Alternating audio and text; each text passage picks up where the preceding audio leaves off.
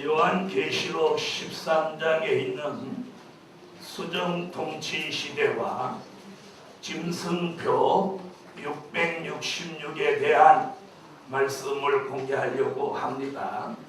오늘 본문은 13장 1절부터 18절까지 있는 내용 전부지만 3절까지만 봉독하고 말씀을 증거하도록 하겠습니다. 내가 보니 바다에서 한 짐승이 나오는데 뿔이 10이요 머리가 7이라. 그 뿔에는 10면류관이 있고 그 머리들에는 참남된 이름들이 있더라. 내가 본 짐승은 표범과 비슷하고 그 발은 곰의 발 같고 그 입은 사자의 입 같은데 용이 자기의 능력과 보좌와 큰 권세를 그에게 주었더라. 그의 머리 하나가 상하여 죽게 된 것 같더니 그 죽게 되었던 상처가 나음에 온 땅이 이상히 여겨 짐승을 따르고 3절까지 공격해 드렸습니다. 오늘 저 주제에 보시는 것 같이 수정통치 시대와 짐승표 666 수정통치에 대한 말씀을 오전에 강의하고 오후에는 짐승표 666에 대한 말씀을 공개하도록 하겠습니다. 이 말씀은 좀 민감한 말씀이라 또 많은 주장과 견해가 다를 수 있습니다. 조금 본인이 생각하고 알고 계신 거하고 조금 차이가 다르더라도 차분한 마음으로 끝까지 들어주시면 고맙겠고요. 세미나라고 하는 것은 제가 깨달은 것을 발표해드리는 시간이나 마찬가지입니다. 그리고 지금까지 많은 목사님들이 짐승표에 대해서 말씀을 많이 한 것으로 알고 있고 제가 오늘 여기 오기 전에 어저께도 인터넷을 한번 들여다보니까 짐승표 666에 대한 그 주장이 각각 다르더라고요. 그래서 저는 평소에 기도하며 다니엘서와 요한계시록을 통해서 이 짐승표의 비밀을 깨달은 것을 숨김없이 또 가감없이 증거해 올리려고 합니다. 오늘 오전에는 수정통치 시대에 대해서 설명을 드리려고 하는데 수정통치는 그럼 뭐냐? 수정통치는 마귀가 심정통치를 하나님이 통치하는 심정통치를 흉내내는 거다. 한마디로 말씀을 드리면 그렇습니다. 요한계시록에는 수정통치도 있고 심정통치도 있습니다. 다음에 무슨 통치? 수정통치와 심정통치가 있습니다. 다시 말하면 수정통치는 마귀가 지배한다. 이렇게 보시면 되고 심정통치는 예수님이 지배하신다. 계시록에는 수정통치와 심정통치가 있다. 그럼 우리는 수정통치 지배는 받지 않아야 어떤 축복은? 심정통치 축복은 받아야. 그러면 수정통치와 심정통치의 다른 점이 뭐냐부터 시작을 하기 전에 오늘 그림을 먼저 한번 보여드리도록 하겠습니다. 자, 오늘 제가 오전에 강의하려고 하는 주로 증거하고자 하는 말씀이 이 부분입니다. 이 수정통치 시대 보입니까? 네, 이게 참 들어가면 안 되는 곳인데 공부하지 않은 분도 계셔요. 근데 단 한 가지 중요한 건 들어가는 건 자유야. 그 다음에 못 나오는 건 나 책임 안 져요. 그래서 우리는 여기 들어가지 마세요. 자, 우리가 잘 들어보세요. 창세기로부터 요한계시록에 이르기까지 하나님의 역사는 언제나 심판하는 데서 그 사람을 건져내고 심판을 하지, 심판을 하면서 그 속에서 살든지 죽든지 네가 알아서 해라 이런 건 없어요. 여러분, 비 내리기 전에 방주 만들어서 방주 안에 들어갔나요? 비 내리는데 방주 만들어서 살든지 죽든지 해라 그랬나요? 그렇죠? 자, 방주 안에 노아의 가족이 며칠 전에 들어갔어요? 비 내리기 일주일 전에 다 들어가서 하나님이 문을 딱 닫으셨어요. 소돔성에 불비가 내릴 때도 불비 내리면서 불러낸 게 아니라 불러내놓고 불비를 내렸어요. 그렇죠? 네, 그래서 이 수정통치 시대는 그럼 왜 오냐? 왜 오냐?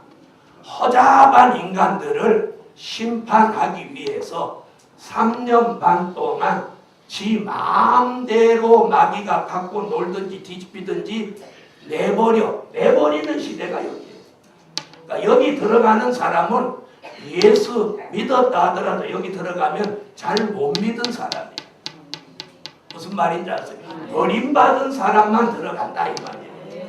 그럼 이 수정통치 시대가 오기 전에 무슨 일이 있느냐? 주의 재림이 공중에 있습니다. 아멘. 그러면 여기서 인맞은 종이 1260일 동안 주의 재림을 앞두고 전 3년 반 동안 다시 예언을 합니다. 아멘. 다시 예언을 하는 목적은 능히 셀 수 없는 흰옷 입은 무리를 환난 가운데 건져내기 위한 목적입니다. 그래서 계시록 7장 9절로 14절에 보면 인맞은 종이 다시 예언하면 전 세계가 이 기간 동안 회개하는데 저 지구가 바글바글 끓어요. 아멘. 지금은 환경으로 악으로 바글바글 끓, 환경 오염으로 환경 파괴로 지금 바글바글 끓지만 앞으로는 전 세계가 회개로 바글바글. 전 세계가 회개라. 그러면서 사람이 능히 셀 수 없는 흰옷 입은 무리가 다시 예언하는 인맞은 종의 인도를 따라 나와 가지고 5개월 환란이 되면 이렇게 노란 줄을 그려놓은 것 같이 이렇게 예비처라는 곳으로 들어갑니다. 예비처라는 말은 계시록 12장 6절 12장 13절로 16절에 있는 말씀으로 수정통치 시대에 들어가면 안 되니까 구원받을 사람을 여기다 갖다 넣는 거예요. 할렐루야.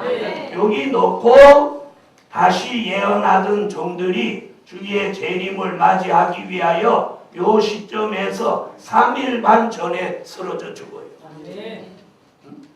3일 반 동안 죽었다가 들림받아 올라가기 직전에 계시록 6장 9절로 12절에 순교자의 영혼이 하나님 보좌 앞에서 밤낮 고소하고 부르짖고 있던 그 순교자가 여기서 데살로니가 전서 4장 16절의 말씀같이 그리스도 안에서 죽은 자들이 먼저 일어나고 아멘. 순교자가 살아나는 거예요. 그래서 창세기로부터 요한계시록에 이르기까지 주의 이름을 위하여서 목배임을 받은 사람들의 영혼이 이때에 육체로 부활을 하는 거예요. 아멘. 순교자가 이때 살아나는 거예요. 순교자가 살아나자마자 계시록 11장 7절로 11절에 3일 반 동안 쓰러져 죽었던 시체 속에 생기가 아멘. 생기 들어온다고 할 때 아멘 하세요. 생기가 들어와요. 우리 안에 성령의 생기가 운행하고 생기가 들어오면 우리 영혼이 살아날 뿐만 아니라 이때에는 육체가 살아납니다. 그래서 순교자가 부활하고 그걸 첫째 부활이라고 하고 입맞은 종이 살아나면서 이 두 부류의 종들이 계시록 11장 12절 공중에서 주의 음성이 이리로 올라오라 아멘 하신 분만 올라가고 가만히 계신 분은 그때까지 가만히 계세요. 다시 한번 기회를 드리겠어요. 이리로 올라오라 할렐루야. 그러면 데살로니가 전서 4장 17절 그 기운에 우리가 공중으로 끌어올려 우리가 공중으로 끌어올려줘 신의 능력과 전능한 방법으로 끌어올리는데 몸무게가 좀 가볍거나 무겁거나 상관없어요. 이리로 올라오라는 음성을 듣고 이 들림을 받는 거예요. 들림을 받는 거예요. 할렐루야. 그래서 여기 올라가는 사람이 누구냐면 순교자와 입맞은 종이다.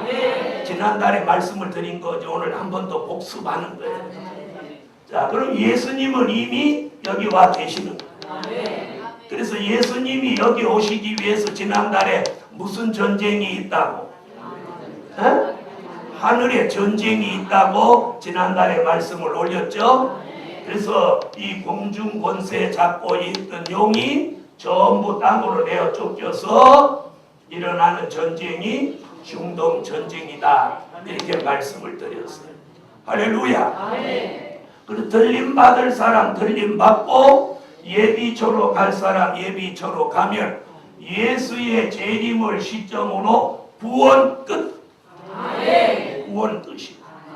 구원 끝. 이 구원의 문이 항상 계속 영원토록 열려 있는 거 아니에요. 무슨 일이든지 시작이 있으면 끝이 있게 가요.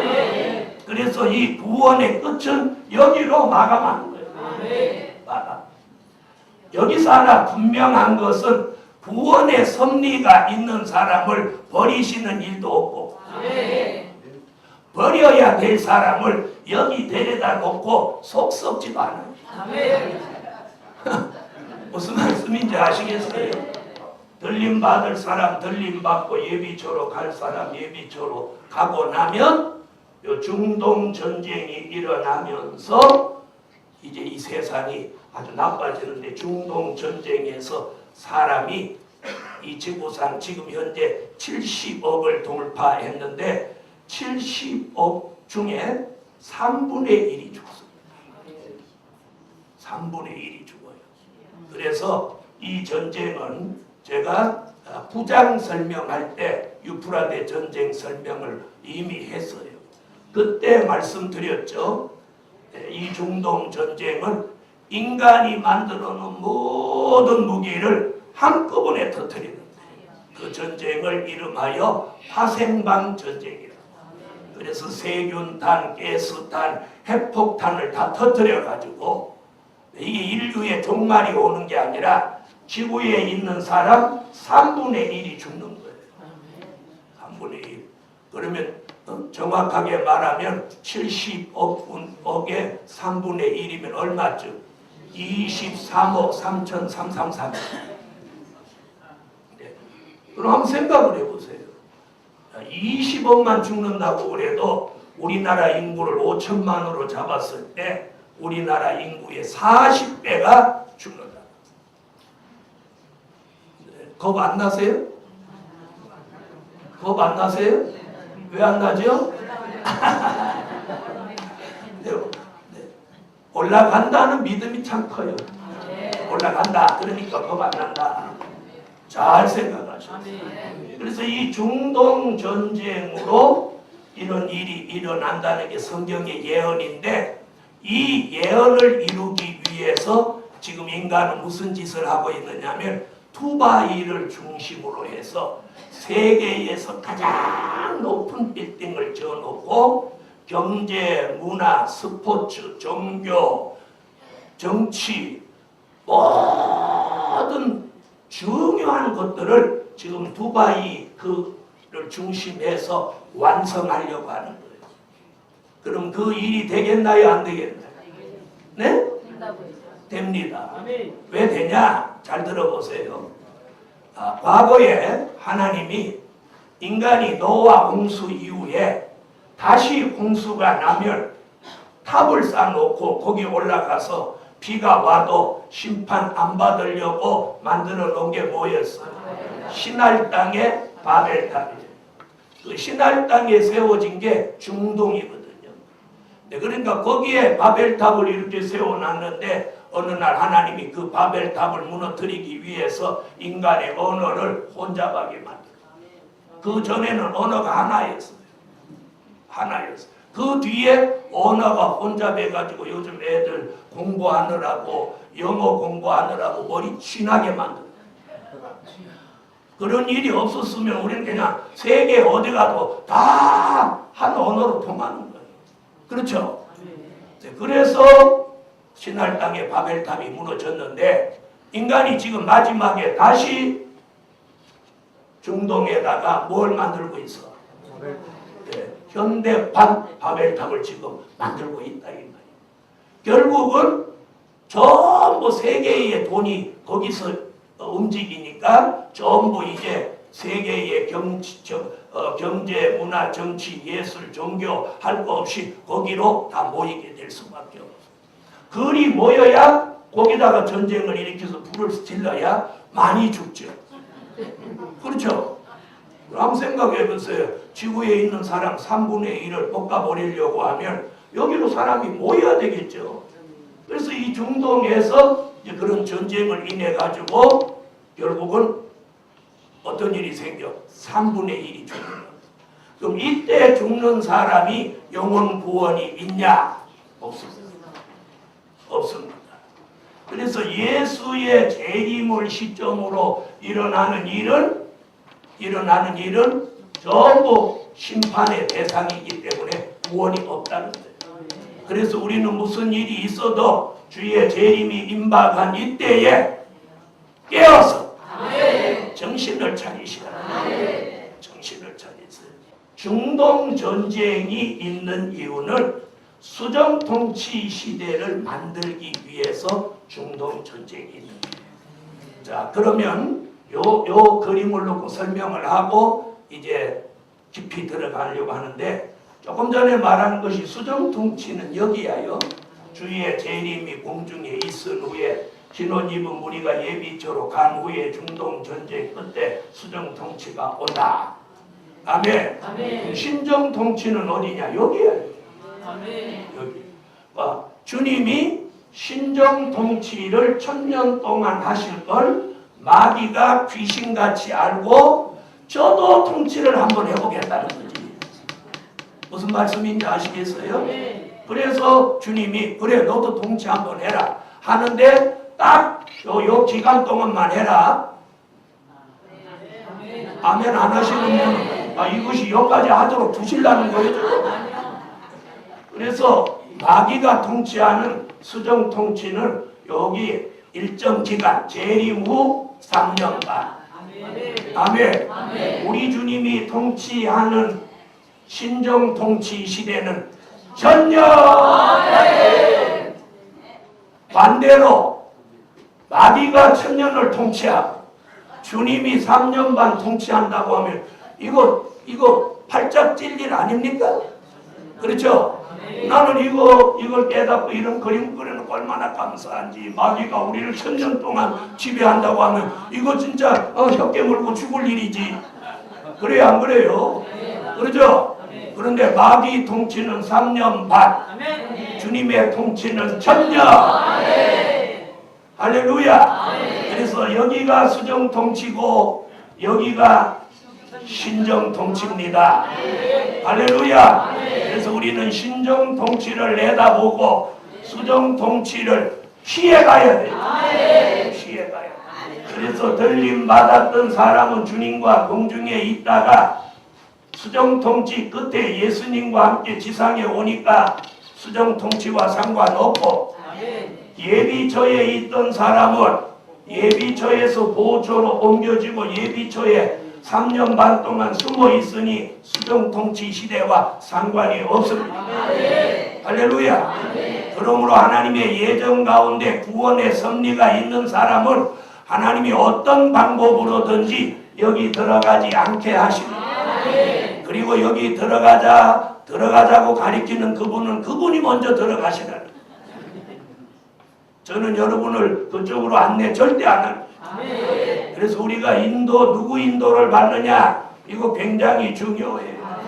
그래서 이것이 학설로 끝나면 상관없고 견해 차이로 끝나면 상관이 없는데, 이건 현실로 우리 앞에 이루어진다. 그러니 한 발 잘못 디디면 수정통치요, 바로 디디면 신정통치요. 아멘. 그러므로 오늘 뜻이 있는 종들은 그 머리를 열어서 깨달음을 주시고, 눈을 열어서 바로 보고, 귀를 열어서 바로 듣고, 마음을 열어서 바로 깨닫도록 주실 줄 믿습니다. 자, 수정통치요, 신정통치요? 할렐루야. 그럼 신정통치, 수정통치. 자, 신정통치는 누가 지배하고? 예수님이 지배하고. 수정통치는 지배자가 마귀예요. 근데 여기 숫자가 무슨 숫자냐? 이게 짐승 숫자입니다. 짐승이 정치로 통치한다, 이런 뜻이에요. 근데 왜 마귀가 통치한다고 그러느냐? 조금 이따 제가 깊이 있게 설명을 드리겠습니다. 자, 신정통치 얘기가 이미 누가 예언을 했느냐면 이사야라는 선지자가 이사야 32장 1절에 장차 한 왕이 의로 통치할 것이라. 여기서 나온 말이에요. 한번 받아합시다. 장차 한 왕이 의로 통치하신다. 할렐루야. 그 한 왕이 누구냐? 예수 그리스도. 그것을 요한계시록 17장 14절, 요한계시록 19장 16절에서는 뭐라고 하느냐? 여기서는 한 왕 이렇게 했는데, 한 왕 이 말은 한 분 예수, 그분이 통치한다. 아멘. 그런데 계시록 17장 14절, 19장 16절에서는 뭐라고 하느냐면 천년 왕국을 통치하실 그분을 만왕의 왕, 만주의 주, 이렇게. 아멘. 자, 여기는 뭐라고? 한 왕. 그래서 신정 통치는 장차 한 왕, 한 분 예수, 독생자 되시는 그분이 통치한다. 할렐루야. 그 다음에 그걸 뭐라고 한다고? 만왕의 왕, 만주의 주. 그래서 한 왕, 만왕의 왕, 만주의 주가 신정 통치 시대를 이루시는 거예요. 이것을 요한계시록 11장 15절에서 뭐라고 하느냐면, 우리가 살고 있는 이 세상 나라를 주님이 오셔서 심판하고 천년 동안 그분이 통치하는 나라가 온다. 그런 얘기예요. 그래서 오늘 이 얘기는 저번에도 한번 했고 앞으로 또 한번 하겠지만, 이걸 잠시 설명을 드려야 수정통치 시대에 대한 이야기를 깊이 있게 비교해서 들으실 수 있어요.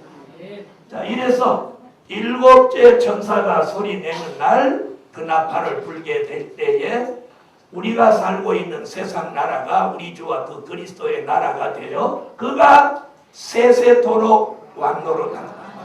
그가 누구? 예수님. 그래서 예수님이 다시 오시는 목적이 있어요. 초림의 주가 오신 목적은 인류의 죄를 예수님이 대속하시고 죄 가운데 빠진 인류를 구원하기 위하여 오신 것입니다.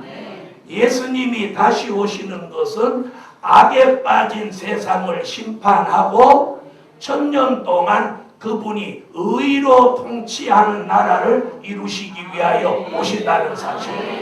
그러니까 다시 오시는 재림의 목적이 그거란 말이에요. 아멘. 그것을 마태복음 6장 10절, 마태복음 6장 31절로 33절, 마태복음 21장 43절, 마태복음 25장 32절로 34절, 요한복음 3장 3절로 5절, 고린도전서 15장 50절, 갈라디아서 5장 21절로 22절. 자, 여기서는 전부 이걸 뭐라고 그랬느냐면 하나님의 나라. 하나님의 나라. 아멘. 우리는 그동안 하나님의 나라라고 하는 용어를 어디에 썼느냐면 예수 믿는 사람이 많아지는 전도에서 그리스도의 복음이 확장되는 걸 하나님의 나라라고 그랬어요. 하나님의 나라는 확장도 축소도 없어요. 지구 전체가 그분이 통치하는 그리스도의 나라가 이루어지는 거예요. 그 나라는 예수 그리스도가 신정 통치를 이루시는 나라다. 믿으시면 아멘. 우리는 그 나라 들어가기를 예수 이름으로 축원합니다. 자, 그렇다면 오늘 이제 본론으로 들어가서 이제 수정 통치에 대한 말씀을 좀 이제 깊이 있게 한번 다루어보도록 하겠습니다. 자, 그럼 수정 통치. 자, 수정 통치에 이제 제가 뭐 설명하는 지배자. 통치니까 지배자가 있다는 얘기죠. 맞습니까?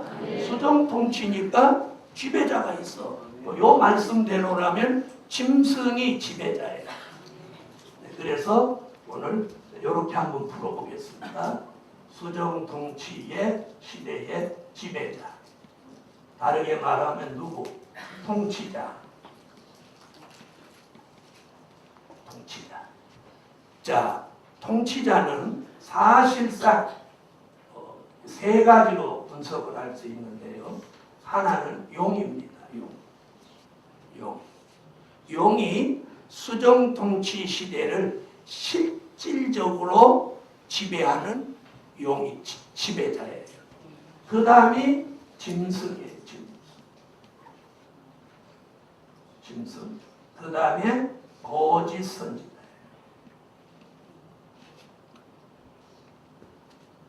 자, 수정 통치는 아까 뭐라고 그랬어요? 무슨 통치를 흉내내는 거라고. 네. 그래서 마귀가 신정 통치를 흉내내기 위해서 수정 통치를 하고, 삼위일체 하나님이 신정 통치를 지배하니까 저도 셋을 모았어요. 몇을 모았어? 셋을 모았어. 저도 3위로 하겠다. 그래, 3은 좋은 줄 알아가지고, 그래서 이 용이 마귀인데, 마귀가 똘마니를 둘을 불렀단 말이에요. 쉽게 말하면. 무슨 말인지 아셨죠? 그래서 자기 직계를 끌어들인 게 짐승이고, 자기 직계를 또 짐승이 직계를 끌어들인 게 거짓 선지자. 자, 오늘 수정통치 지배자가 누구라고요? 용으로부터 용, 짐승, 거짓 선지자입니다. 잘 들어보세요. 용의 정체는 요한계시록 12장 7절로 9절에서 이 용의 정체가 나옵니다. 자, 이 용은 에덴 동산에서부터 뱀 속에 역사했던 용인데, 계시록 12장 7절로 9절에 뭐라 그랬느냐면, 용은 얘 뱀이요, 얘 뱀이요, 마귀요, 사단이다, 이렇게. 그러니까 이 전에는 뱀, 마귀, 사단 이렇게 하던 걸 계시록에 와서는 뭐라고? 붉은 용이라고 합니다. 용. 그래서 이제 계시록을 아는 종은 마귀라고 하지 않고 용이라고 합니다. 용. 아멘. 자, 이 용이 어떻게 해서 이 수정통치 시대를 지배하느냐면, 요 얘기가 이제 중요해요. 바로 계시록 12장 7절로 9절이 지난달에 요 장소에서 제가 하늘의 전쟁을 말씀했던 부분이에요. 그렇죠? 하늘에 무슨 전쟁이 있었죠? 주님이 공중에 오시기 위해서 뭔 전쟁이 있었어요? 미가엘과 그의 사자들, 용과 그의 사자들이 더불어 전쟁을 했어요. 그 전쟁을 뭐라고? 네? 하늘의 전쟁이라고. 하늘의 전쟁. 그 전쟁이 하늘의 전쟁. 자, 이 하늘의 전쟁은 조금 전에 말씀드렸지 미가엘 천사장과 그의 사자들, 용과 그의 사자들이 전쟁을 했는데 결국 이 용이 패했어요. 용이. 이 용은 에베소서 2장 2절에 보면 공중의 권세를 지난 6,000년 동안 잡고 있다가 주님이 공중에 오시려고 이 용을 내어 쫓는 거예요. 아멘. 그걸 내어 쫓기는 거예요. 그래서 결국 미가엘과 그의 사자들로부터 전쟁에 패해서 이 용이 어떤 일을 하느냐면 이 지상으로 내려옵니다. 자, 오늘 여기는 한번 중요하니까 한번 읽고 가십시다. 계시록 12장 7절로 9절. 자, 다 같이 한번 찾으시죠. 아멘. 자, 그래서 용이 어떻게 됐어요? 전쟁에 패해서 전부 땅으로 내어 쫓겼죠. 내려온단 말이에요. 내려오는데 내려와서 어떤 사건이 벌어지냐면 계시록 12장 12절에 말씀이 이제 그 답이에요. 12장 12절 읽어보세요. 자, 거기 보니까 뭐라고 그랬어요? 용이 내려와서 그로 인해 크게 분내어. 자, 6,000년 동안 살던 집을 뺏기고 땅으로 내려왔으니까 용이 약 올라요, 안 올라요? 그래서 거기 뭐라고 그랬어? 크게 분을 내어 너희에게 내려갔습니다. 그러므로 땅과 바다는 화 있을진저. 땅과 바다는 화 있을진저. 그러면 땅과 바다가 뭐예요? 5대양 6대주. 이 지구를 말하는. 이 지구 땅이 못 있다. 화가 있다는 거예요. 그 화가 있다는 것이 이루어지는 게 오늘 설교 뭐예요? 수정통치. 수정통치. 수정통치 시대가 된다는 거예요. 누가 내려와서? 용이 내려와서. 그 답이 이거예요. 그래서 하늘의 전쟁에서 쫓겨난 용이 하늘에는 있을 곳을 찾지 못하여 땅으로 내어 쫓겨서 내려와서 땅과 바다는 화를 받는데 그것이 뭐예요? 수정통치 시대가 되는 거예요. 자, 여기까지 이제 설교 잘 들으셨죠? 자, 그러면 땅에 내려온 용이 어떻게 하는지 그 다음 얘기를 들으면 이제 이해가 되셔요. 자, 그 답이 어디 나오냐면 계시록 13장 2절. 13장 2절 한번 보세요. 자, 뭐라고 그랬어요? 용이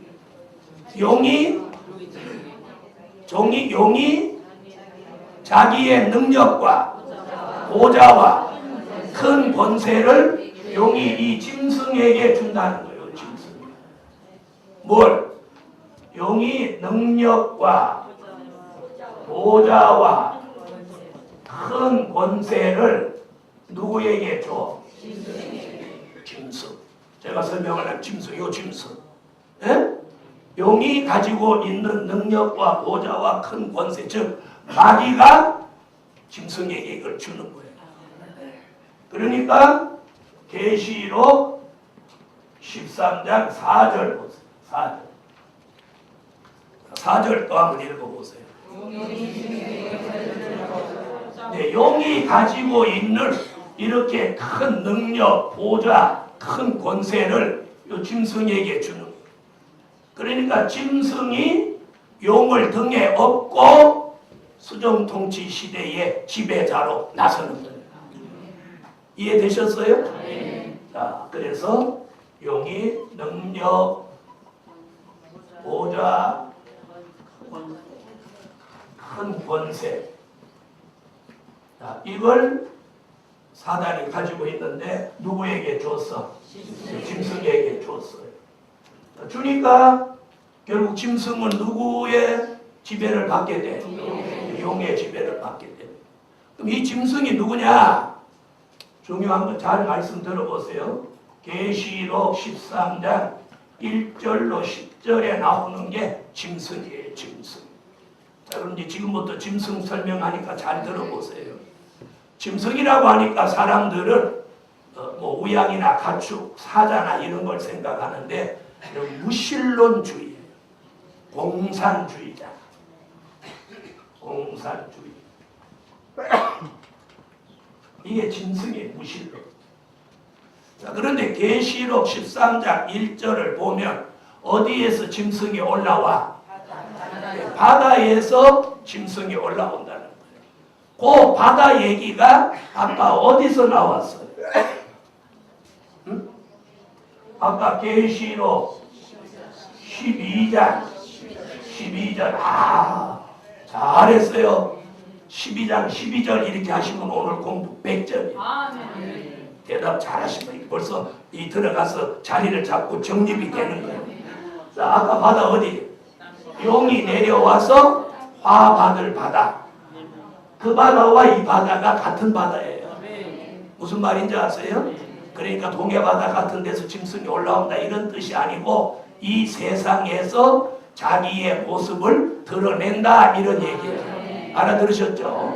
아까 바다와 땅은 5대양 6대주라고 말씀드렸죠. 이 공산주의가 지금 존재하고 있나요? 없나요? 존재하고 있죠? 존재하고 있단 말이에요. 근데 이 공산주의자가 용으로부터 능력을 받아 나오는데 1절에 보니까 13장 1절에 보니까 뭐라고 그랬느냐면 짐승이 머리가 7이고 뿔이 10이라는 거예요. 머리는 7이고 뿔이 10 달린 이 괴물의 등장이야.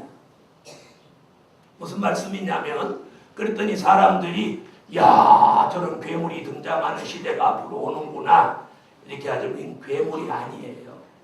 여기서 머리라고 하는 말은 우두머리, 지배 이런 뜻이에요. 그러니까 7개 지배자가 등장한다 이런 얘기예요. 그럼 구체적으로 좀 말씀을 드리면 무슨 얘기냐면 7머리라고 하는 것은 하나님을 대적하는 대표적인 7나라가 등장한다. 아멘. 7머리라고 하는 것은 하나님을 대적하는 대표적인 7나라가 등장한다. 그 머리라고 하는 건 대표. 아멘. 그래서 하나님을 대적하는 대표적인 7나라가 나오는데 그것을 이제 성경 속인 성경적 역사를 뒤돌아보면 이렇습니다. 애굽, 아수르, 바벨론, 메데파사, 헬라, 로마, 그리고 소련 이렇게 봅니다. 또 이런 말씀을 했더니 누가 성경에 그게 어디냐? 성경에 그런 글자 나오지도 않았는데 말한다. 이는 역사적인 배경이 그걸 증명하는 거예요. 자, 최초로 하나님을 대적한 나라가 애굽입니다. 애굽. 그죠? 아수르, 바벨론, 메데파사, 헬라, 로마, 소련. 저는 그렇게 보고 있어요. 자, 그런데 요한계시록 17장, 앞으로 17장 공부 가면 요 얘기를 아주 좀 더 구체적으로 제가 하겠습니다만은 17장 10절에 보면 무슨 말이냐면 사도 요한이 요한계시록을 기록할 당시가 언제냐면 노마 시대예요. 그렇죠?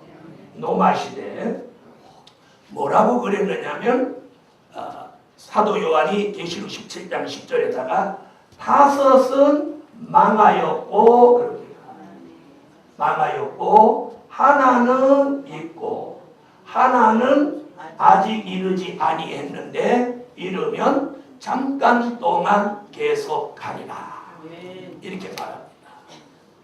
자, 그래놓고 계시록 13장 3절에 보면 그 설명 드리기 전에 자, 사도 요한이 pat모섬에서 요한계시록을 기록할 그 당시로 기준을 두었을 때 5 나라는 망했다는 거예요. 그래서 없고예요. 그것이 뭐예요? 애굽, 아스루, 바벨론, 메데파사, 헬라는 망했고 하나 로마는 있고 소련은 아직 이르지 아니했지만 반드시 잠깐 동안 계속한다. 자, 그 잠깐 동안이 소련의 그 생존을 말씀해 놓았는데 소련이 시작을 어디에 기준을 듭니까? 1917년 10월 혁명으로 소련이 시작해서 몇 년도에 막을 내리냐면 1991년도에 막을 내렸습니다. 그러면 소련의 수명은 몇 년? 74년. 그것을 계시록에서는 잠깐 동안이다. 정확하죠? 그러니까 하나님은 잠깐이 74년. 자, 이런 일이 있었어요.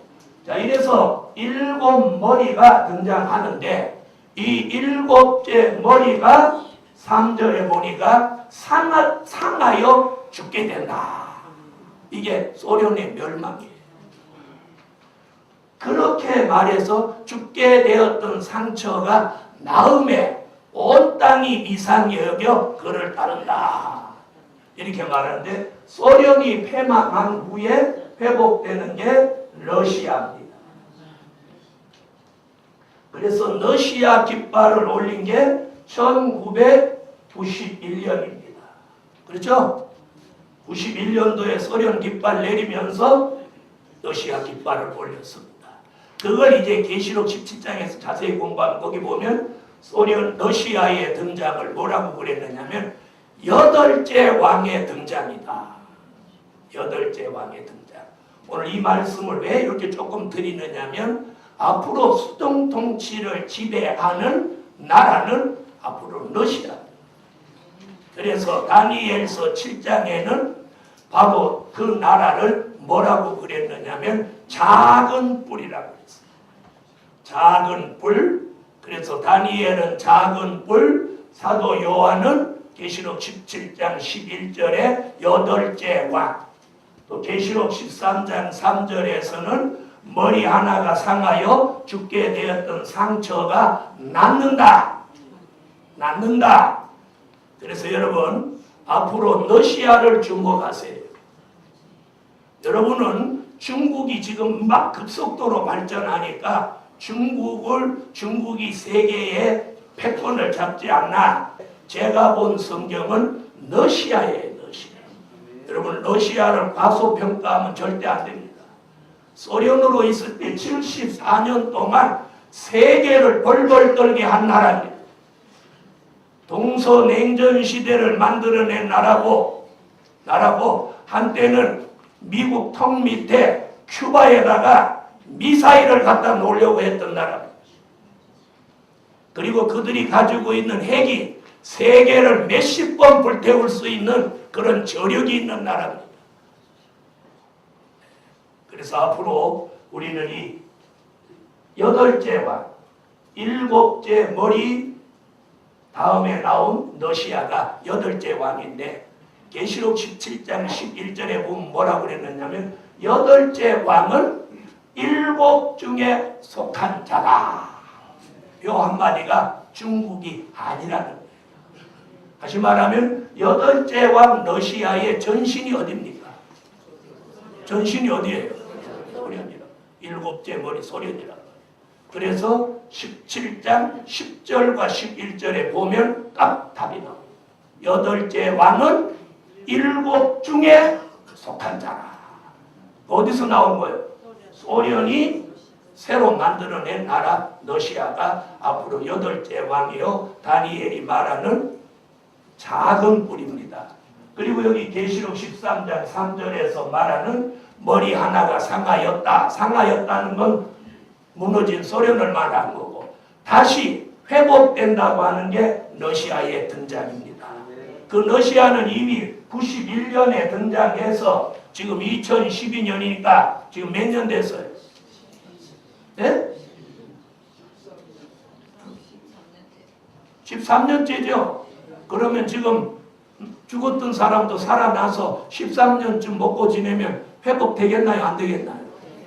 회복되죠. 지금 러시아는 그동안 북해산 원유, 러시아는 산유국입니다. 중동 다음 가는 산유국입니다. 그래서 그동안 기름값이 천정부지로 올라갔죠. 그걸로 인해서 돈이 러시아 중앙은행에 어마어마한 오일 달러가 들어갔어요. 푸틴 얼굴을 가만히 한번 들여다보십시오. 쫄아서 있던가요? 자신감이 넘치던가요?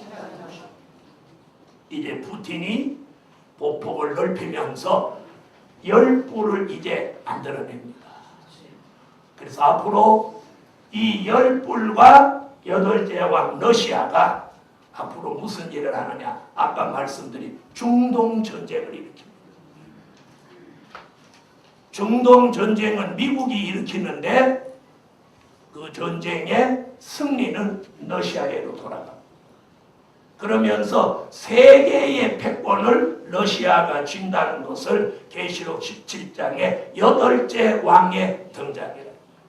여덟째 왕 이렇게 말하는 게 세계의 패권을 쥔다. 결국은 수정통치 시대를 지배하는 짐승은 누구라고요? 왕으로 말하면 여덟째 왕, 나라로 말하면 러시아. 용이 수정통치 시대를 지배하기 위해서 무슨 전쟁이 일어났고?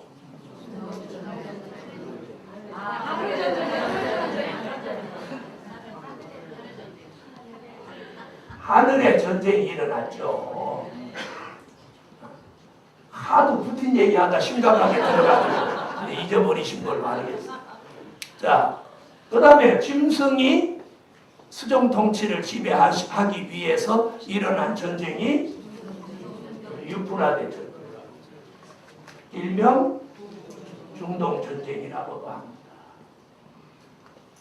자, 유프라데라고 하는 말은 유프라데 강을 가리킨 건데, 유프라데 강은 터키가 이렇게 있고 이라크가 이렇게 있고 이게 걸프만입니다. 이 중심으로 이게 흐르는 강이 이게 유프라데 강이에요. 그래서 터키로부터 흘러서 이라크 중심으로 이렇게 흘러서 이 걸프만으로 들어가는 이 강이 유프라데. 앞으로 다시 일어나는 전쟁도 이라크입니다. 유프라데 전쟁이 또 한 번 일어납니다. 그러니까 이 나라는 아주 불행한 나라예요. 불행한 나라. 여러분, 이런 나라에 태어나지 않고 대한민국에 태어난 걸 감사, 또 감사하세요. 또 감사하세요. 이사야 11장 15절에 보면 이사야가 뭐라고 예언했느냐면 여호와의 손이 유프라데 하수 위에 들려서 그분이 손을 흔들면 유프라데에서 뜨거운 바람, 즉 전쟁이 일어난다는 거예요. 전쟁이 일어나. 자, 이 전쟁으로 인해서 계시록 9장 13절로 19절에는 뭐라고 하느냐면 여섯 번째 나팔 불고 일어나는 이 전쟁은 화생방 전쟁인데 그 년, 월, 일, 시에 이르러 사람 3분의 1을 죽이기로 예비한 자다 이렇게 말하고 있습니다. 이런 유프라데 전쟁이 중동에서 일어나는데 다니엘서 11장을 보면 이 전쟁은 그동안 전쟁은 북쪽 공산주의자들이 일으켰는데 이번 중동 유프라데 전쟁은 미국과 연합군이 먼저 선제 공격을 합니다. 왜 그러냐? 과거의 전쟁은 재래식 전쟁이기 때문에 붙어봐야 하는 거예요. 그러나 요즘 전쟁은 전자전쟁이기 때문에 누가 먼저 선제 공격을 하느냐에 달린 거예요. 네? 그래서 실험도 보면은 선제 공격하는 사람이 유리하잖아요. 그죠? 그래서 앞으로 유프라데 전쟁도 남방왕이 북방왕을 찌른다. 남방왕이 누구겠어요? 자유진영의 제일 힘센 나라가 미국이죠. 그러면 공산주의 북방왕 러시아를 찔러버리는 거예요. 러시아가 제일 가까운 데가 어디예요? 중동에 이란 국경이에요. 거기를 통해서 내려오면서 저 콧대 높은 유태인들이 있는 이스라엘이 초토가 됩니다.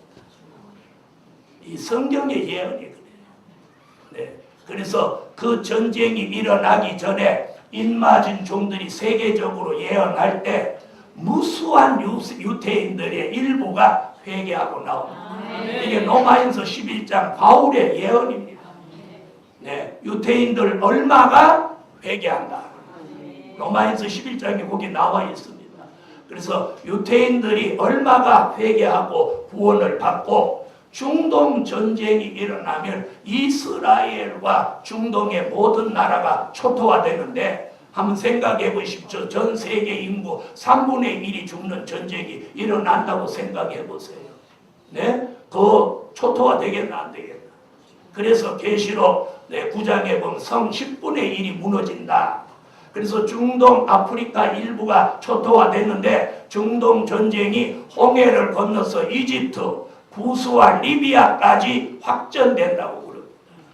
이 다니엘서에 아주 나라 이름까지 나와 있어요.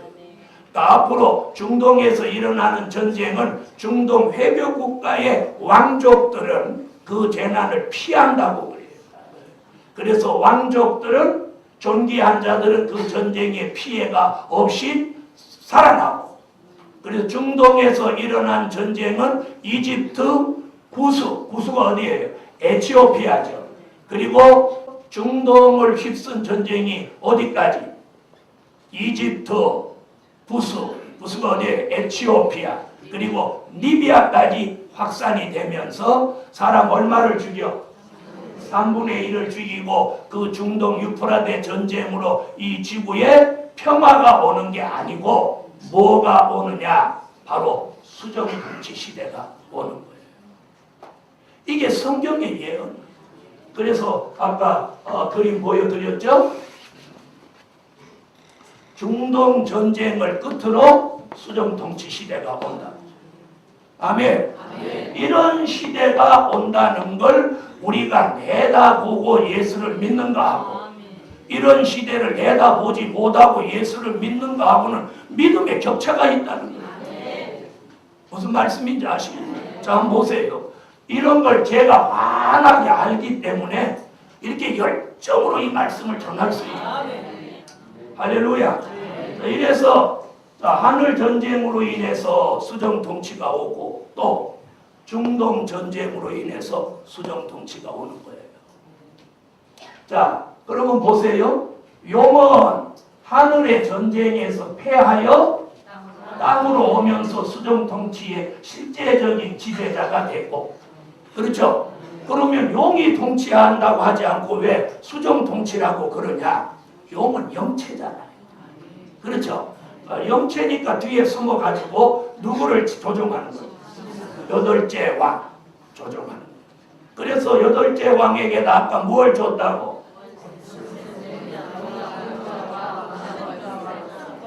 이 3가지를 받은 이 짐승이 유프라데 전쟁에서 승리해서 세계의 패권을 떡 쥐는 거예요. 아멘. 이렇게 됨으로 유프라데 전쟁 끝에 이제 세계의 패권을 잡은 이 짐승 공산주의가 세계를 사실상 누구의 후원을 입고, 용의 후원을 입고 3년 반 동안 세계를 지배한다는 거예요. 이게 뭐? 수정통치. 아멘. 자, 그 다음에 짐승이 가만히 보니까 혼자 하면 재미가 없을 것 같고, 용이 누구 하나 끌어들이라 하고 하니까 하나를 더 끌어들인 게 이게 거짓 선지자예요. 이 거짓 선지자가 공산주의와 짝하고 나온다는 거지. 짝하고 나온다. 그렇다면 우리나라 같은 나라, 남북이 대치해 있고 공산주의가 끊임없이 적화 통일을 하려고 하는 이 나라에서는 정말로 경계해야 됩니다. 그래서 공산주의와 내통한 사람을 계시록에서는 거짓 선지자라고 합니다.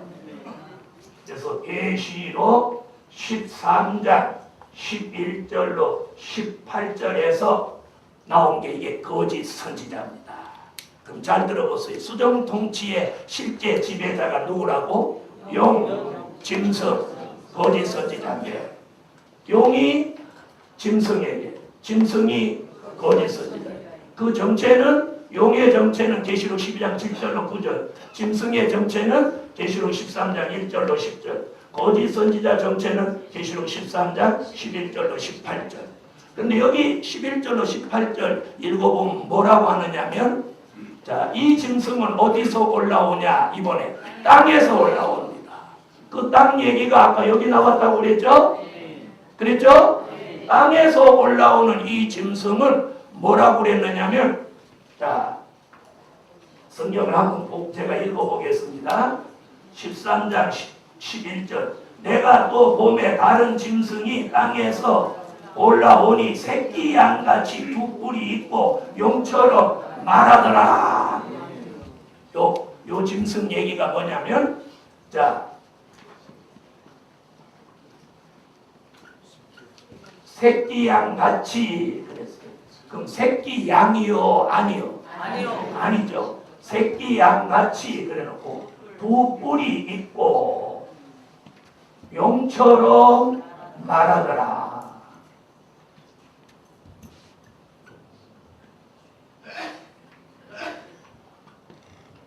자, 그럼 이 정체가 바로 거짓 선지자라는 걸 말하는 겁니다. 이해되셨어요? 자, 무슨 얘기냐? 양은 양인데 양이 아닌 거예요. 큰 양도 아니고 새끼 양 같이라고 하는 게 뭐예요?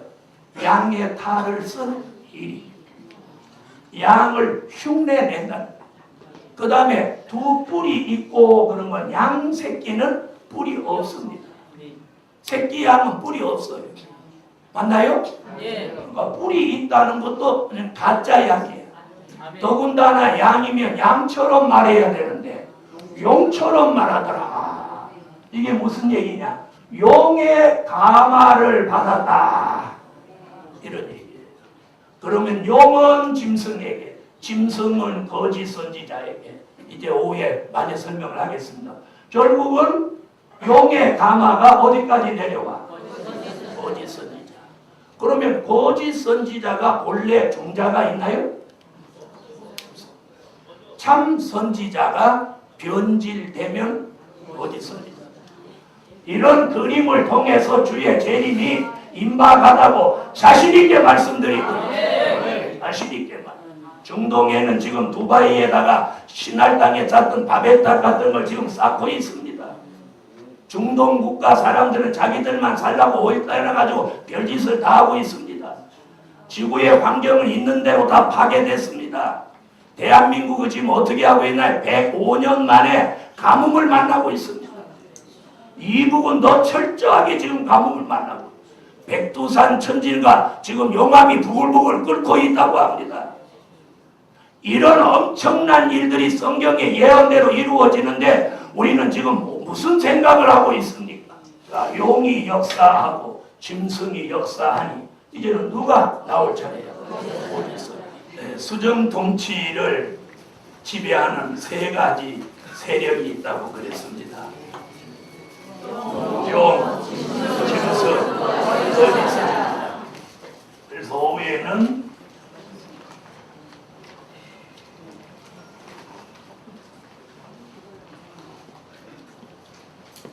짐승표 666을 주 강의 주제로 하고, 아까 다 못했던 강의를 마저 하겠습니다.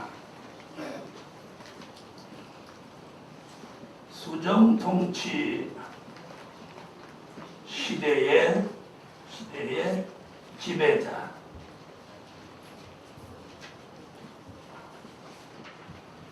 누구라고도 하고, 통치자라고도 합니다.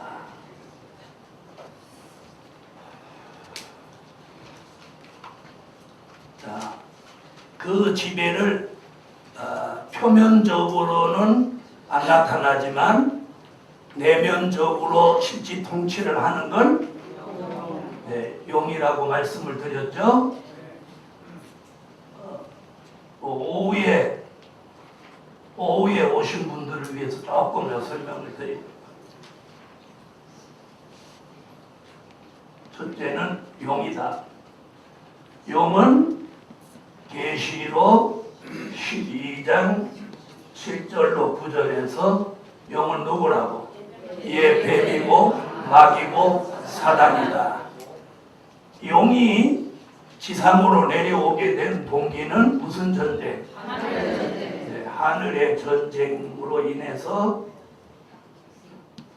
얘는 전쟁에서 져가지고 집은 빼앗겼지만 땅으로 내려와서 다른 걸 차지했으니까 이게 잘 된 거예요? 못 된 거예요?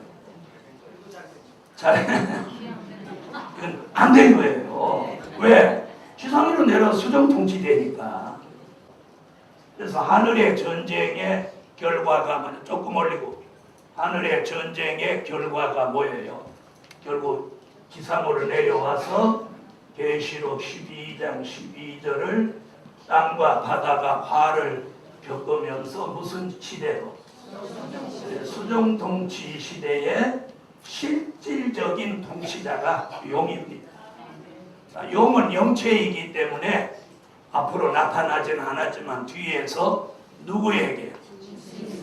짐승에게 뭘 주었다? 능력과 보좌와 큰 권세를 주어서 짐승을 누구? 자기의 신복으로 삼았어요.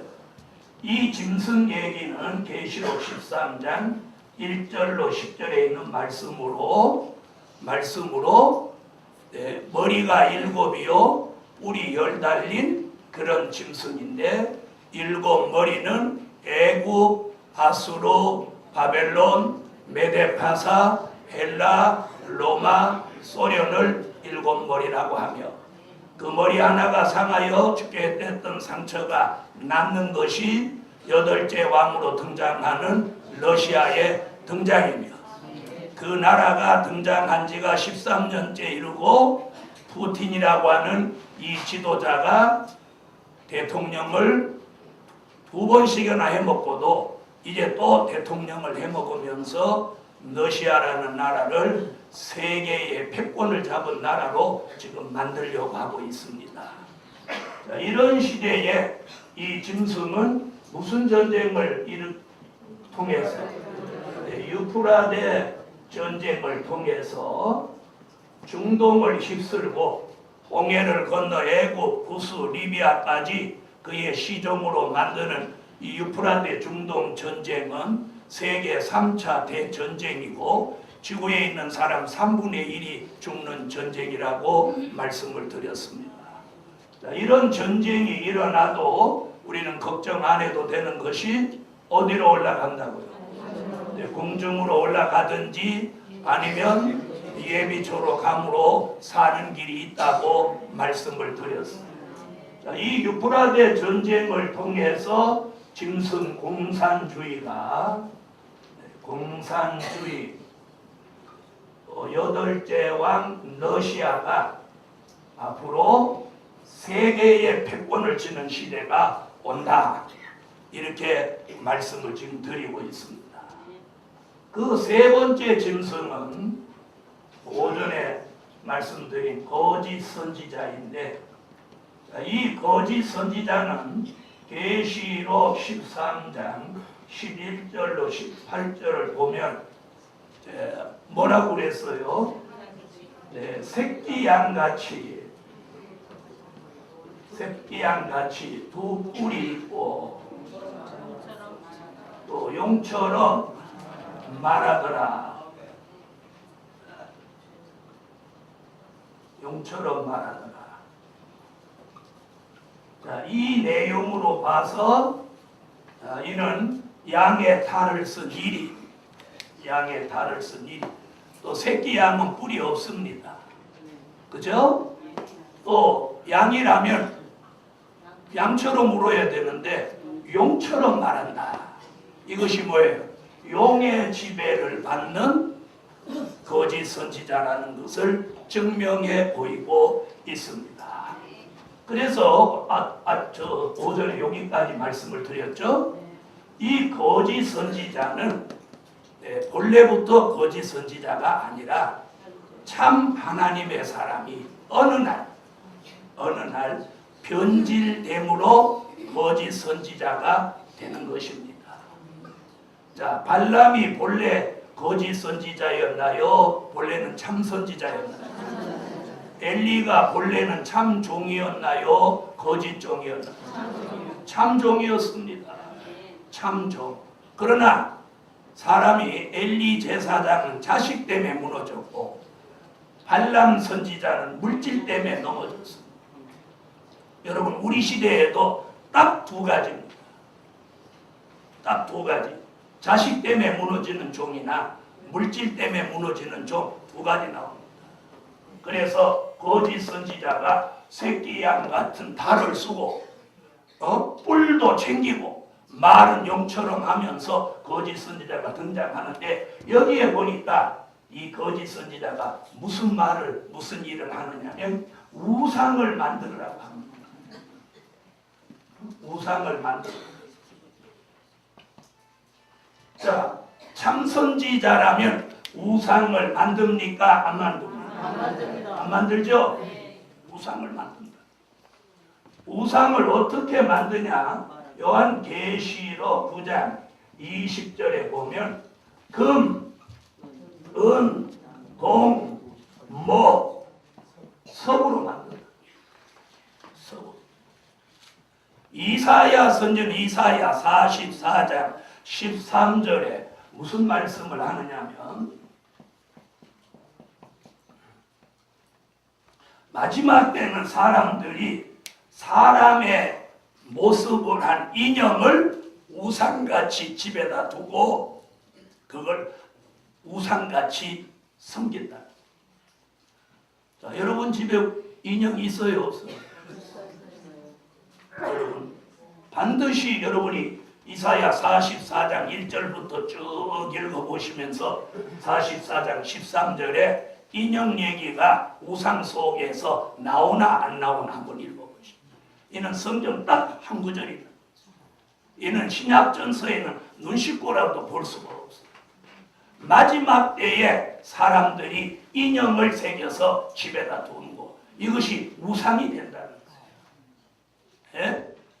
자, 이렇게 금, 은, 목 속으로 만든 우상이 수정통치 시대에 들어가면 어떤 일을 발생하느냐면, 우상에게다가 이 거짓 선지자가 우상에게다가 생기를 주어서 우상이 말한다는 거예요. 앞으로 수정통치 시대에는 우상에게 생기를 주어서 우상이 말하는 시대고, 그 다음에 이 거짓 선지자가 하늘로 불을 끌어냅니다. 하늘로 불을 끌어냅니다. 이 거짓 선지자 우상을 만듭니다. 우상에게 생기 주어 말하게 합니다. 하늘로 불을 끌어내립니다. 우상에게 모두 경배하게 합니다. 환란 통과서를 주장하시는 분들은 우상에게 경배하지 않고 통과한다고 부릅니다.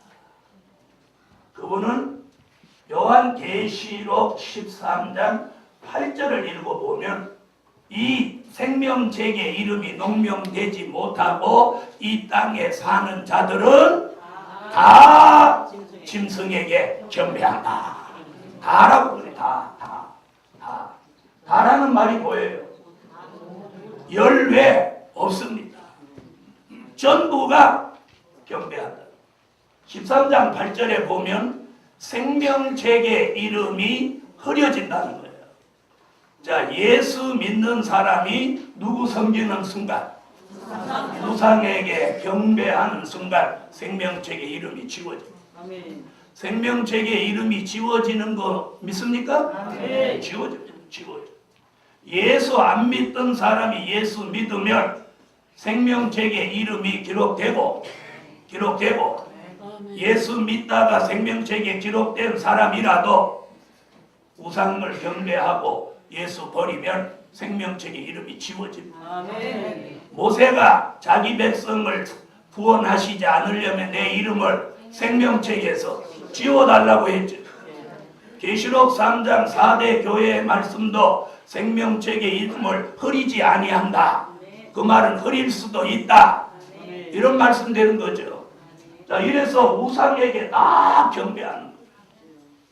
그 일을 맡아서 주관하는 그 세력이 누구냐? 거짓 선지자가 하는 거예요.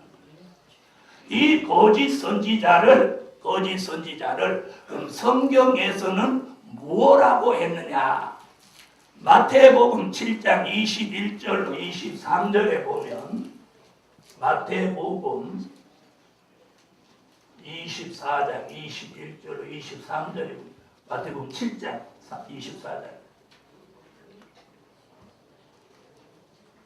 뭐라고 그랬느냐면, 주여 주여 하는 자마다 다 천국에 들어갈 것이 아니요 하늘에 계신 내 아버지의 뜻대로 하는 자라야 들어가리라. 불법을 행한 자들아 너희 내게서 떠나가라. 아멘. 바로 불법을 행하고 주의 이름으로 귀신도 쫓아내고 권능도 행하고 선지자 노릇도 했어요. 그럼 이 사람이 꽤 능력이 있던 사람이에요? 능력 없는 사람이에요? 믿는 사람이에요. 이 사람 믿는 사람이에요? 안 믿는 사람이에요? 주의 종이에요. 그런데 마지막에는 주의 종들이 어떤 짓을 한다고 그랬느냐면, 이사야 56장 9절로 12절에 보면, 자, 잠자기를 좋아하고 눕기를 좋아하고 짖지 못하는 개같이 바른 말 진리는 말하지 못하고 자기의 이익만 추구하고 포도주와 독주에 취한 그런 몰지각한 목자들이 나온다는 거예요. 이것이 지금 선지자의 예언이에요. 그것을 사도 요한은 뭐라고 하느냐면, 요한계시록 8장 10절로 11절, 요한계시록 9장 1절로 2절에서 그걸 떨어진 별이라고 합니다. 떨어진 별. 바로 이런 사람들이 어디 들어가서 수정통치 시대에 들어가서 뭐가 되는 거예요? 거짓 선지자가 되는 거예요. 거짓 선지자. 우리가 거짓 선지자 안 된다고 장담할 일이 아니고, 오늘 저와 여러분이 하나님의 말씀과 진리에 붙들려서 조심 또 조심 살아야 할 때가 이때라는 거예요. 아멘. 제가 내다보는 주의 재림은 우리 시대에, 우리가 눈 감고 죽기 전에 주님이 주의 재림이 우리 시대에 있다고 저는 믿어요. 만약에 그런 일이 없다면 제가 오늘 이렇게 애터지게 일 안 해요. 자, 이래서 우상을 만드는 장본인이 누구야? 거짓 선지자. 자, 생기를 놓아 말하게 하니 이 거짓 선지자도 이 안 좋은 능력을 누구로부터 받은? 용으로부터 받았죠? 그렇죠? 자, 이래서 하늘로 불을 끌어내리. 이런 종들이 앞으로 결국 거짓 선지자가 되어서 용과 짐승의 앞잡이 노릇을 한다는 거예요. 자, 더더욱 놀라운 것은, 이런 것을 사도 바울은 뭐라고 그랬느냐면, 데살로니가후서 2장 9절로 12절에 이건 진리를 믿지 않고 거짓 것이 믿어지는 사람들을 심판하시기 위하는 거짓 표적과 기적이다. 무슨 말인지 아셨죠? 다시 말하면 진리가 믿어지지 않고 거짓 것이 믿어지는 사람들을 심판하시기 위한 거짓 표적, 거짓 기적이다. 그래서 우리 시대에는 어떤 표적과 증거가 중요하지 않아요. 말씀이에요. 말씀. 그리고 때가 되면 말씀 무장한 종에게는 신비한 역사가 일어납니다. 할렐루야. 이런 역사가 오늘 모이신 종들에게 말씀과 함께 일어나라. 네. 그러면 그런 종들에게 하나님 물질도 주십니다. 이래서 용과 짐승과 거짓 선지는 이걸 셋을 합해서 성부, 성자, 성령을 흉내내는데, 이것을 뭐라고 하느냐면 대적의 상세입니다. 뭐라고요? 대적의 상세.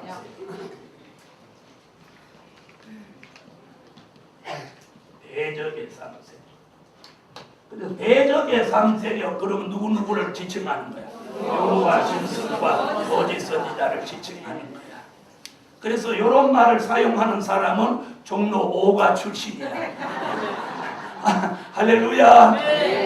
자, 여러분, 이것들이 수정통치 시대에 이렇게 지배하면서 이 효율적으로 통치할 방법을 생각해낸 게 짐승표라는 거예요. 알아들으셨어요? 자, 그럼 들어보세요. 성부, 성자, 성령. 자, 이걸 굳이 아라비아 숫자로 표현한다면 777이 되죠. 그렇죠? 굳이 숫자를 표현한다면, 지금 제가 무슨 얘기 하려고 하냐면, 얘네들도 짐승, 거짓 선지자, 얘네들도 결국은 굳이 숫자로 표현하면 자, 지금부터 이제 짐승표 666에 대한 설명에 들어갑니다. 자, 한번 보세요. 그러면 계시록 13장 16절로 18절에 나오는 666을 결국 첫 번째 6은 용의 수, 두 번째 6은 짐승의 수, 세 번째 6은 거짓 선지자의 수를 나타낸 비밀의 표현. 아멘. 계시록 13장 16절로 18절에 나오는 말씀이에요. 자, 그럼 잘 들어보세요. 이것들이 그럼 누구를 흉내내는 거예요? 성부, 성자, 성령을 흉내내고 신정 통치를 내다보고 지네들도 수정 통치를 한다는 거예요. 이해됐어요? 네. 그래서 이 짐승표 666 이 얘기가 뭐 요즘 한동안은 바코드다 그러지 요즘은 뭐 베리칩이다. 여러분, 오늘 오전 공부만 제대로 했어도 이 짐승표에 대한 해답을 가질 수 있어요. 무슨 말인지 아세요? 자, 짐승표 666 설명을 좀 조금 들어가기 전에 수정통치 시대가 얼마라고 그랬어요? 3년 반. 수정통치 기간.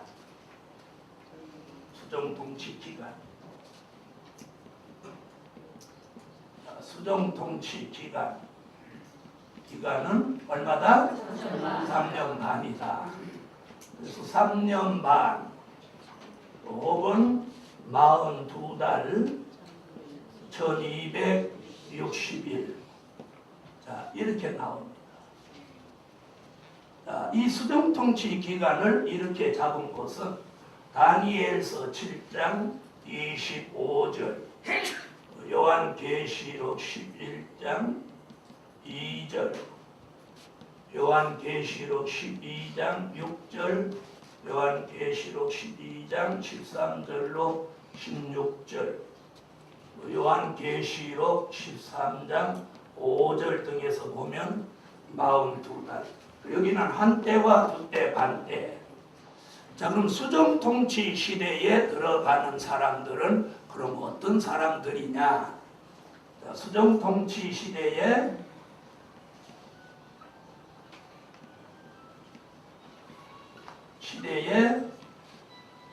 들어가는 사람. 어떤 사람들이냐? 그 하나는 타 종교를 믿은 사람. 타 종교인. 왜 아멘 안 하세요? 예수 말고 다른 종교에 구원이 있나요? 없어요. 그 구원이 있다고 하는 게 다원 종교예요. 예수 말고는 구원 없습니다. 아멘. 요한복음 14장 6절, 하늘이 무너져도 내가 곧 길이요 진리요 생명이니 나로 말미암지 않고는 아버지께로 갈 자가 없다. 오직 예수 한 분뿐이에요. 그래서 타 종교인 수정통치 시대까지 그 안에 죽지 않고 살아있으면 여기 들어갑니다. 그 다음에 불신자 들어갑니다. 그 다음에 누가 들어가냐? 잘못 믿은 자.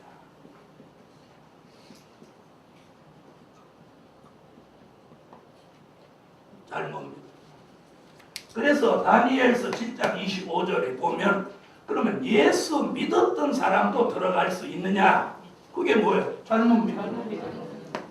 잘못 믿는 자. 그럼 우리가 어떻게 해야 되겠어요? 신구약 성경은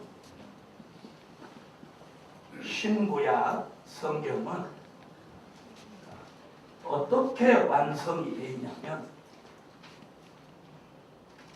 된 일의 말씀과 될 일의 말씀으로 이루어졌어요.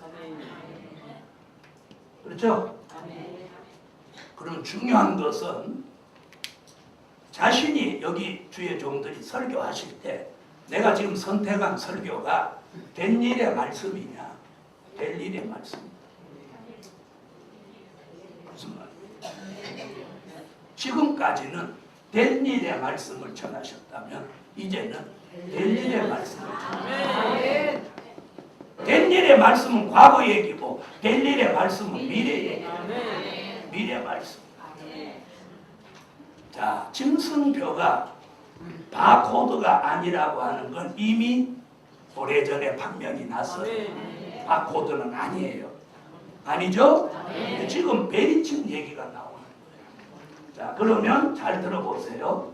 짐승의 표를 어디다 치냐면 이마와 오른손에다 친다.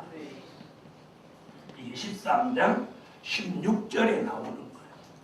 그 다음에 짐승의 표는 모든 자에게 칩니다. 왜 안 믿으세요? 모든 자에게 틉니다. 그 다음에 짐승표를 치는 이유는 짐승표를 치는 이유는 이게 수정 통치 시대의 통치 수단입니다. 무슨 수단? 통치 수단이에요. 자, 여러분, 대한민국의 정당한 국민이라면 성인이면 뭐가 있어요? 주민등록증이 있고 그 증에는 주민등록번호라는 게 있어요. 그렇죠? 번호. 그래서 이제 앞번호가 6개죠?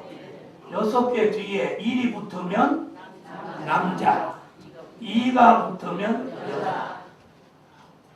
이렇게 번호가 있죠? 있어요? 없어요? 대한민국에 살면서 이거 없으면 큰일 난단 말이에요. 그렇죠? 바로 짐승표가 주민등록번호와 같은 거예요. 앞으로 수정통치 시대에는 이마와 손에다가 모든 자라고 하는 건 열외 없습니다. 무슨 얘기인지 아세요? 열외 없습니다. 전부 다 갑니다. 전부 다. 그래서 계시록 13장 16절 이하에 보면 모든 자 이렇게 나와요. 작은 자나 큰 자나 부자나 빈궁한 자나 자유한 자나 다 나오는 거예요. 무슨 얘기인지 아세요? 그런데 이마와 손에다가 받으니까 지금 미국에서 팔뚝에다가 베리칩을 꽂는다. 그러니까 이 짐승표다. 그거 있어야 무슨 뭐 사회복지 혜택도 있고 뭐 이런다고 다 짐승표라고 하는 거예요. 그러면 제가 질문하건데, 자, 짐승표라고 하는 것이 수정통치 시대도 아닌데 나오냐는 거예요. 아니요. 이 대답이 바로 대답이다. 무슨 말인지 아시겠어요? 자, 그러니까 베리칩은 뭐냐? 앞으로 나오게 될 짐승표를 흉내내는 것이다. 제가 이렇게 정의를 내려드립니다. 무슨 말씀인지 아시겠어요? 쓸데없이 그거 산다고 돈 들이지 마세요. 무슨 말인지 아세요? 그러면 그거 가지고 다니는 건 돈벌이만 시켜주고 마는 거야. 그래서 베리칩은 짐승표가 될 수 없는 이유가 지금은 수정통치 시대가 아니기 때문에. 그래서 베리칩이 짐승표라고 하는 사람을 만나면 이렇게 질문을 하면 돼요. 지금이 수정통치 시대냐 아니냐. 수정통치 시대가 아닌데도 짐승표가 나올 수 있냐 없냐. 질문 몇 번 났어? 2번 안에 답변 못해. 만약에 지금이 수정통치 시대니까 짐승표가 나왔다고 하면 우린 다 끝장난 거야. 주님이 이미 공중에 오셨고 다 예비처로 들어갔어요. 그럼 주님 오셨나요? 안 오셨나요? 안 오셨죠? 안 오셨단 말이에요. 그러므로 시기적으로 지금 그건 짐승표가 될 수 없어요. 이것이 첫 번째 이유예요. 그래서 우리가 이렇게 조목조목 이치에 맞게 알아야 돼요. 자, 그 다음에 들어보세요. 모든 자, 뭐요? 열외 없어. 그 다음에 이게 통치 수단이기 때문에 전 세계 사람이 한 번에 받아. 한 번에 받는.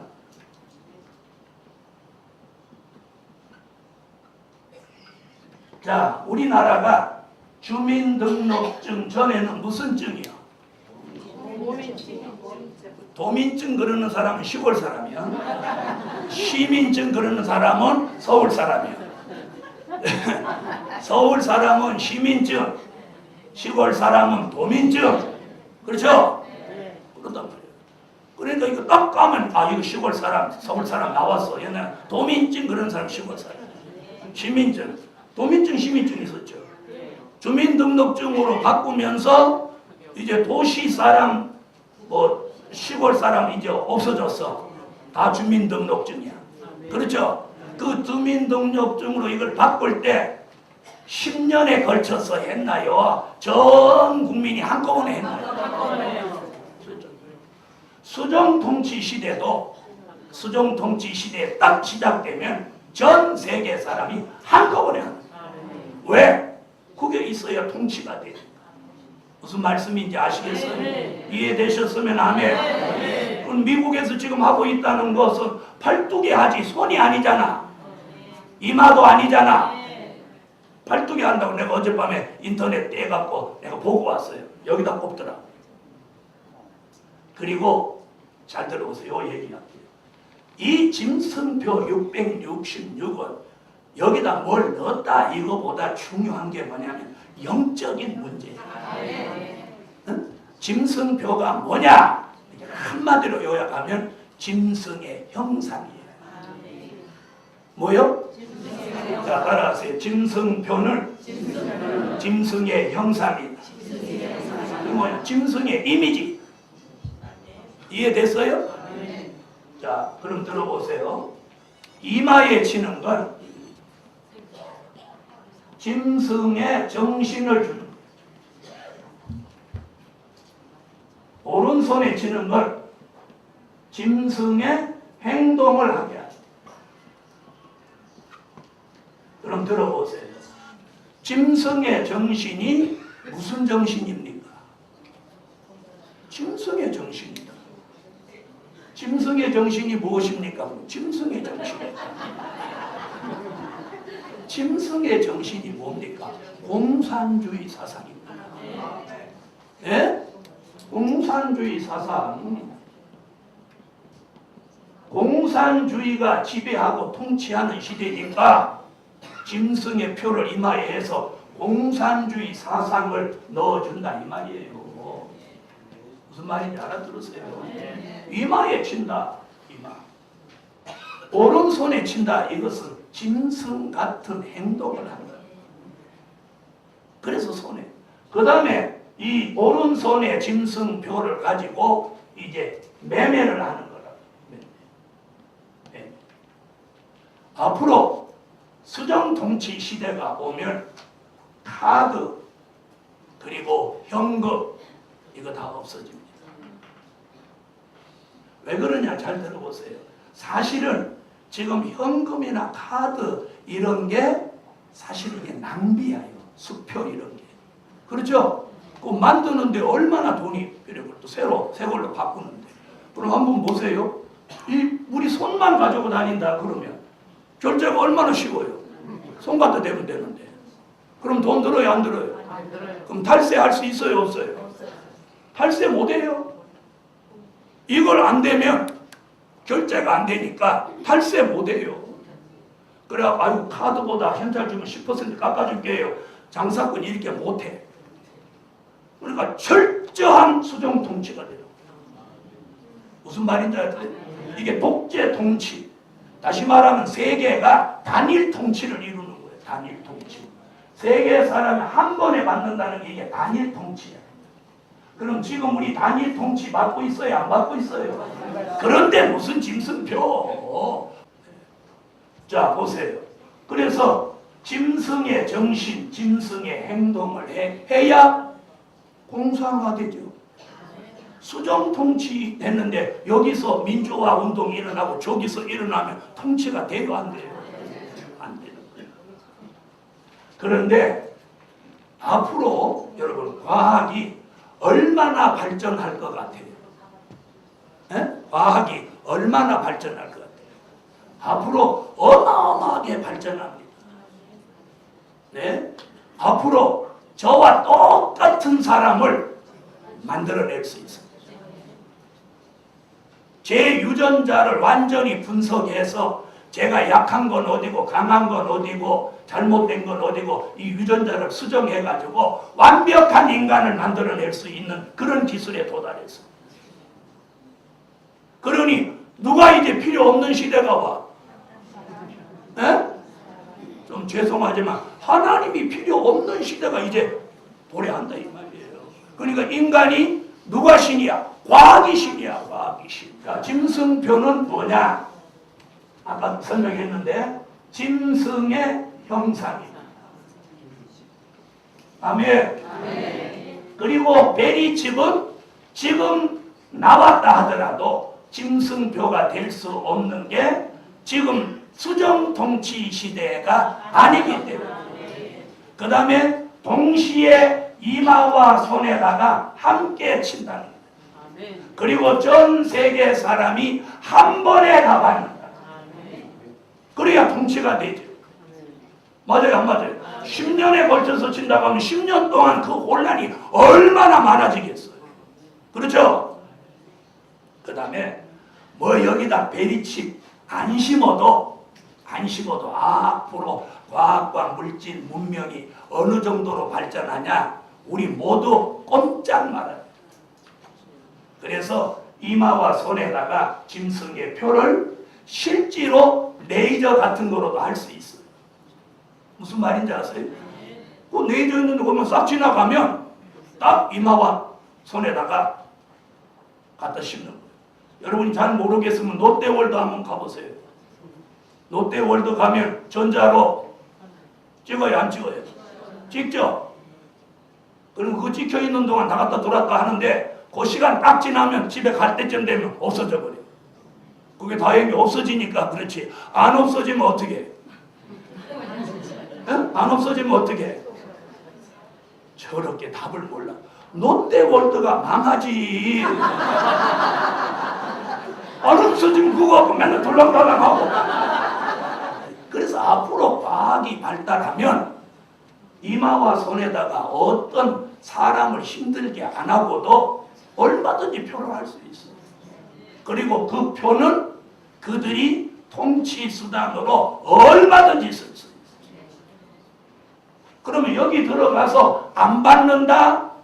그럼 매매를 못하는데 뭐 먹고 살아? 그럼 거기서 죽는 게 순교다? No, 순교 아니야. 개죽음이야. 그런데 계시록 13장에 경배하지 않는 자는 몇이든지 다 죽이게 하더라. 법은 그런데 8절에 보니까 경배하는 자가 경배 안 하는 자가 없으니 죽는 자도 없음. 무슨 말인지 알겠어요? 여러분 구원의 섭리가 끝나면 성령은 역사해 주지 않아요. 성령의 역사가 없으면 우리가 담대한 믿음이 생기지 않아요. 무슨 말인지 아세요? 저와 여러분이 아무리 어려워도 지금 잘 참고 이만큼 신앙을 지금 지켜내는 게 무슨 힘이야? 성령의 힘. 성령의 힘. 자, 다 같이 받아합시다. 짐승표는 짐승의 형상이다. 짐승표는 수정통치 시대에 나온다.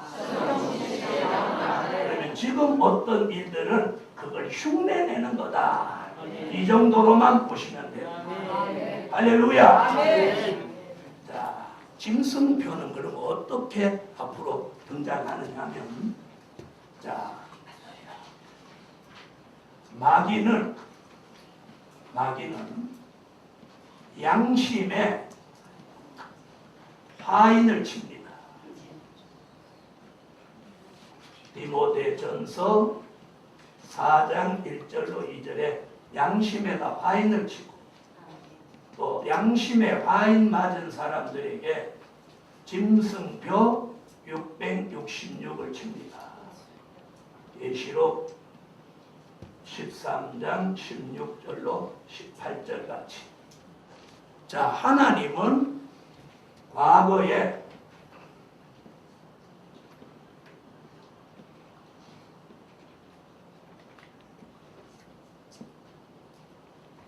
할례로 인은 친 건 오늘 말씀 안 하고 성령의 인만 해.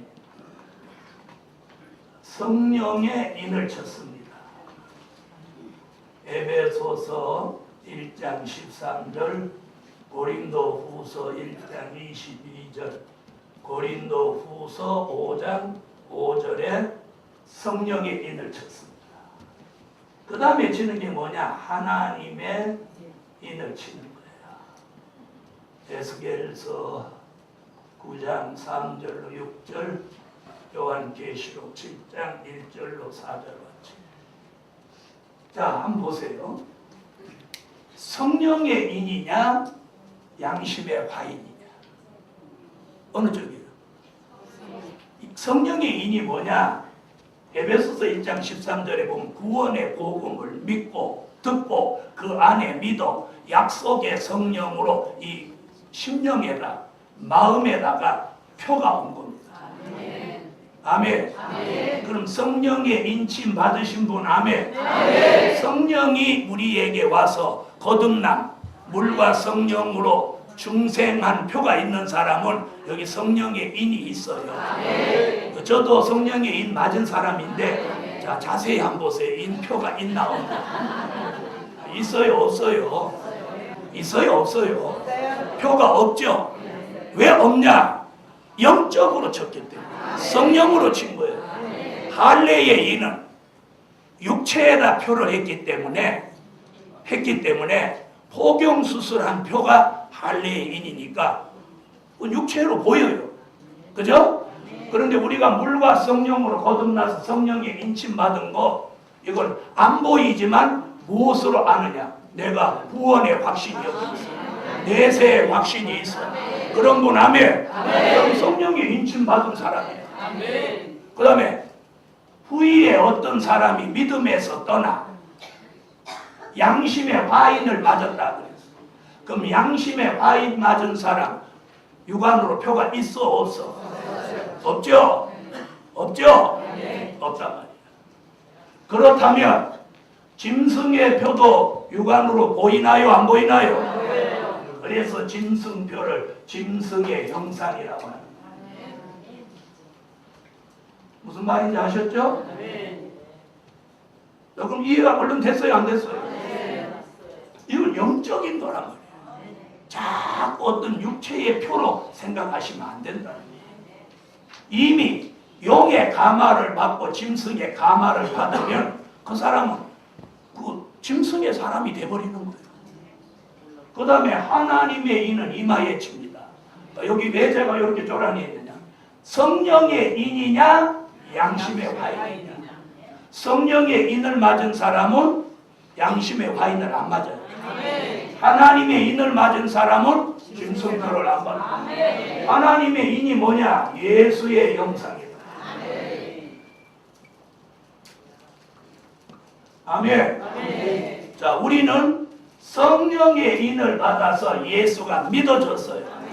이제는 하나님의 인을 맡는 예수의 형상에 이르러야 돼. 아멘. 양심의 화인을 맞으면서 예수를 버렸어요. 짐승표 666을 받으면서 완전히 짐승의 형상을 이루는 거예요. 그래서 마지막에 예수의 형상이냐 짐승의 형상이냐.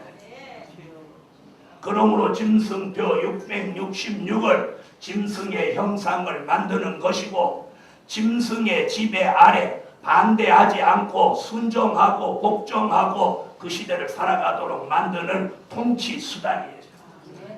네, 그래서 짐승 같은 정신을 가지고 짐승 같은 행동을 하며 그 짐승표로 매매를 하면서 수정통치 시대를 불쌍하게 살다가 주님이 심판주로 오시는 날 다음 달에 증거한 주님이 지상에 강림하여 그들을 심판하고 그리스도의 나라를 이 땅에 1000년 동안 이루게 되는 거예요. 여기에 빠지지 않게 하기 위해서 지난 2000년 동안 성령의 인을 치셨고 이제 벨릴의 말씀 선지서와 요한 계시록을 통해서 바른 사상 가진 사람 이마에다가 하나님의 인을 쳐서 예수의 형상을 완성하신다는 거예요. 그러므로 우리가 교회 교인이 몇 명이냐, 내가 얼마나 잘 사냐, 무슨 차를 사냐, 교회가 월세냐 전세냐 내 집이냐가 중요하지 않고 내가 예수 그리스도의 형상을 이루어가야 돼요. 할렐루야. 이런 종 우리가 됩시다. 괜찮으면 아멘 하세요. 오늘 짐승표에 대해서 확실히 알으시고 그러므로 베리칩이나 뭐 바코드나 앞으로도 그런 미혹은 요것이 한 바람인데 요 바람 또 지나고 나면 또 올 거예요. 왜? 바코드가 한 바람 치더니 지나갔지. 어? 이번에 이제 베리칩이 한 바람 지나가는데 이제는 그런데 미혹되지 마세요. 그리고 저는 한 가지 분명한 건 하나님이 선택한 사람 미혹되지 않는다. 할렐루야.